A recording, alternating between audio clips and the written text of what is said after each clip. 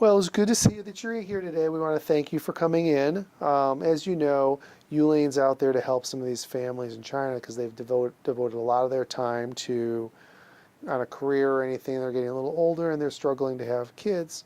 So then they go and look for some surrogates to, like yourself, to come and help them create the family that they haven't been able to create yet. So what we end up doing is we end up filming something like this so they can get to know you if they can't meet you personally. And then they're going to share this out on the internet to some of the families who are looking for surrogates. All right? So the next thing we have to do to get them to know you is ask you and go through a few questions and talk about some of your feelings about certain things. So the first thing is have you ever been a surrogate before? I have not. Okay. And what made you decide that you wanted to help these families out and become a surrogate? I had easy pregnancies, so I just felt like it would be a nice gift to another family. Great. What are your other thoughts about surrogacy? Like, how do you feel about it? I feel like it's just an easy process, to help someone else out that is having trouble having a family of their own. It was easy for me, so why not help someone else out? It's great to share that with them. It's a big thing, and a very exciting thing for everybody. So tell me about your family. I have two little kids. I have a 5-year-old and a 3-year-old, and they're my life. That's all that that's all that I do is hang out with them. So Great. So it's just three of you, right? it's just 3 of us. Mm-hmm. Oh, great. What other support system do you have? I have a great support system. My family's all around, live very close to me, and help out with the kids and stay involved. We see them all the time, hang out. So it's nice. Great. Were they all involved with your pregnancies the first 2 times with your kids? They were, yeah, very involved. Doctor's appointments, and the birth of them. So it's very nice. Great. And what type of feelings did you have? Did you have any overwhelming feelings or anything like that being pregnant? I really didn't. It was a very easy pregnancy, both of them. Worked the whole entire pregnancy, no problems at all. So Okay. All right. So when you were pregnant, did you have any like maternal feelings or anything along those lines? oh, definitely. I mean, there was definite connection, and just enjoyed being pregnant. So Okay. it was nice. So what are your thoughts and what happens if you have any of these feelings while you're pregnant with being a surrogate? I don't feel like there would be really that connection because I know, emotionally and mentally that this is not going to be your child up front. And, you just want to take care of the pregnancy and the baby as much as you would your own. Okay. So you said that you didn't have any complications. They were pretty easy. So what type of things did you do like to stay healthy and try to help that happen? I just ate really well, and I exercise regularly anyway, so I continued that through my pregnancy. Okay. So when you were pregnant, you said you ate really well. What was your typical diet? I just eat a high protein diet, low carbs. And that's pretty much, I eat pretty healthy, well balanced, nothing too out there. Okay. Um, and then I assume you took your vitamins and Oh, yeah, everything along those lines too. definitely.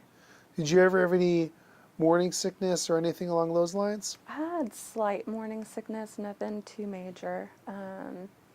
But like I said, I worked my whole entire pregnancy, so as long as I watched that I was eating and drinking enough, I really could curb some of that. Okay. So when you were pregnant before, or one of the things that happens when you are a surrogate, they sometimes use more than one embryo to make sure that they all in they take and everything to increase the likelihood of you becoming pregnant. Right. What's your feeling about should more than one embryo become implanted and carrying more than one kid? I'm not comfortable with carrying more than one embryo. Okay. So if they wanted to reduce, or if they wanted to reduce that time, you would be comfortable with reducing down to one. Right. Okay. Um, so one of the things, obviously, they want to be up to date with everything. So would you be comfortable working with the surrogacy agencies, the doctors, your OBGYN, to make sure you took all the tests to make sure everything was going on and being healthy? Absolutely. Would you be willing to consider traveling out of state to do these things? It would be something I'd consider. Okay. And then you would be able to provide whatever, ask for the information and provide it back, fax it, email it back to everybody so they can stay, the Yes. IPs can stay up to date on Oh, everything. absolutely. Okay. What type of relationship do you expect to have with the couple after the birth, the IP couple? I'm kind of open to whatever they would be interested in having. I mean, it would be kind of neat to hear some updates, but I don't expect anything major. Okay. All right. So normally in these things, they don't allow abortion to happen. I mean, some of the, obviously when you need to reduce because of health reasons. And they can't, force you to do anything, obviously, that you don't want to do. But according to the terms that you're going to sign and they're going to sign, if they get divorced and either of them or both of them pass away, would you consider terminating or would you think about adoption? I would definitely consider the options at that time. Okay. Would you consider adopting the child if something happened and they were unable to? It's something that I'd consider for sure. Okay.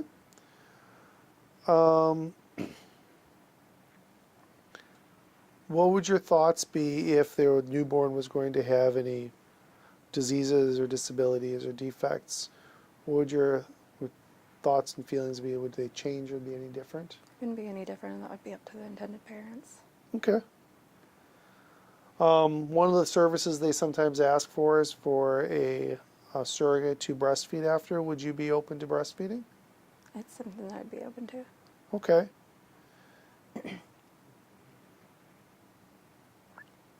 And you've talked to some of the IPs already. Right. And how have your conversations gone with them?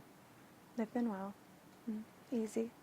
Okay. Do you feel like it's, how do you feel like you're connecting and what are your thoughts about just in general connecting with some of these IP couples? I don't really know. Okay. I feel like it'll go good, and All I'm right. pretty easy and laid back, so I think it'll be, good. Yeah, you seem to probably get along with a lot of people pretty easily. All right, one of the things that, because you end up going through a bunch of testing to get you qualified and make sure that you're able to become a surrogate, one of the things that we ask is that you work exclusively with Ulane for at least a year.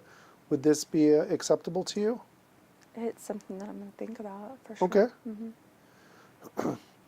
Sometimes things, when you go through each cycle and they're trying to implant any of the embryos, sometimes you get a failed embryo transfer Right. cycle. Would you be willing to, on the next cycle, or is the next cycle you're cleared for, willing to go through another transfer? Yes.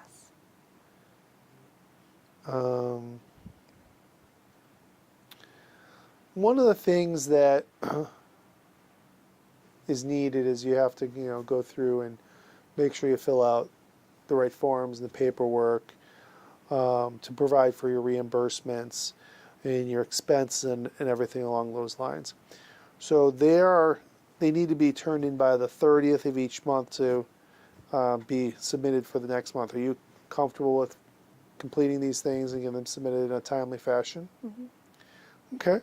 And you understand that if you don't, then it'll just delay your compensation and Sure. your payments? Okay. So you're currently working, That's right. and if you do miss days of work, you're going to have to, for bed rest and everything along those lines, you have to provide the documentation of the missed pay and with the pay stubs and everything along your compensation. Are you comfortable with providing all of that Sure. information? Mm-hmm. All right. So you're still working. We don't have to worry about those who aren't working.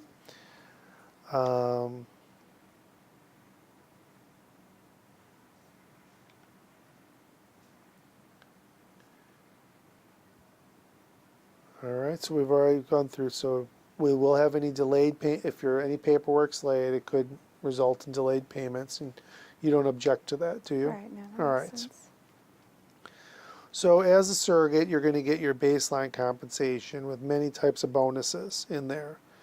We wanna let you know the bonuses is not a compensation, so they don't apply in the event that any of the failure to comply with all the rules and the filing of the paperwork and doing and getting everything in a timely fashion. Is that okay? You understand that? Okay.